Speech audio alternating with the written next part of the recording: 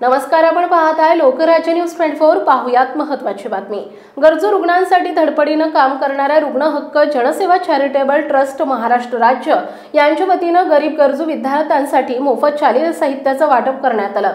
25 जून 2025 रोजी विरंगुळा हॉल धनकवडी येथे हा कार्यक्रम संपन्न झाला। यावेळी संस्थेचे अध्यक्ष दीपक चौगुले यांच्या संकल्पनेतून हा कार्यक्रम पार पडला। यावेळी पदाधिकारी अनिल चौगुले, हरिभाऊ दळवी, दीपराज सामंत, संदीप नाईक नवरे, राजनंदिनी गव्हाणे, अमित जांभळे आदी मान्यवर उपस्थित होते। दरवर्षी या संस्थेच्या मार्फत हजारो विद्यार्थ्यांना सामाजिक कार्यकर्ते दीपक चौगुले यांच्या मार्फत शालेय साहित्य वाटप करण्यात येते।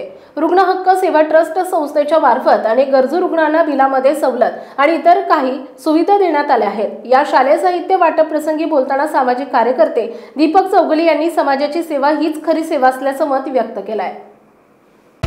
महाराष्ट्रातील महत्त्वाच्या आणि ताज्या बातम्या पाहण्यासाठी आजच आमच्या लोकराज्य न्यूज 24 न्यूज चॅनलला YouTube वर सबस्क्राइब करा आणि बेल आयकॉन प्रेस करा।